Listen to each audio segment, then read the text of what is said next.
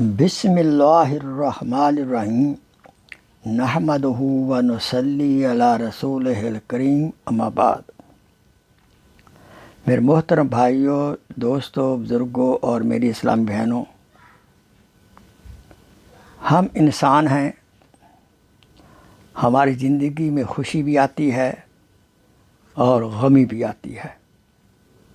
لہذا ہمیں چاہیے جب غم یاد آئے تو انا للہ و انا الیہ راجعون پڑھنا چاہیے۔ اس متعلق حضرت علی کرم اللہ وجہہ رضی اللہ تعالیٰ عنہ سے روایت مروی ہے کہ رسول اکرم صلی اللہ علیہ وسلم نے فرمایا کہ جس کسی مسلمان کو کوئی رنج و مصیبت پہنچے،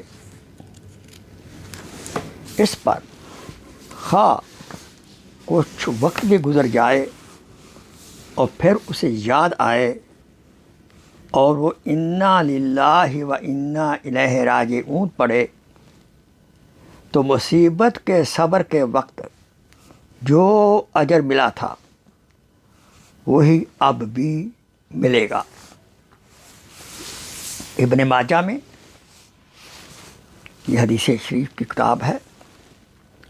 ابو سنان رحمۃ اللہ علیہ فرماتے ہیں، میں نے اپنے ایک بچے کو دفن کیا، ابھی میں اس کی قبر میں سے نکلا ہی تھا کہ ابو طلحہ خولانی رضی اللہ تعالی عنہ نے میرا ہاتھ پکڑ کر مجھے نکالا اور کہا، سنو میں تمہیں ایک خوشخبری سناؤں۔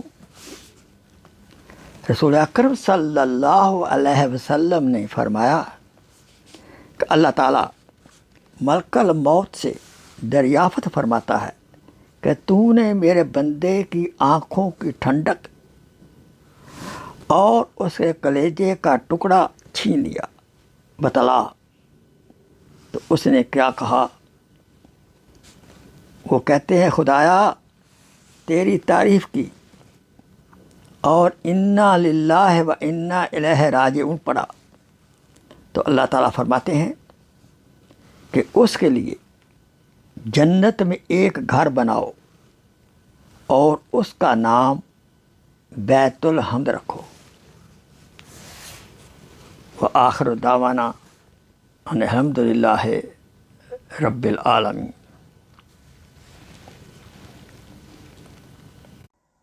Please share this video as a صدقہ جاریہ۔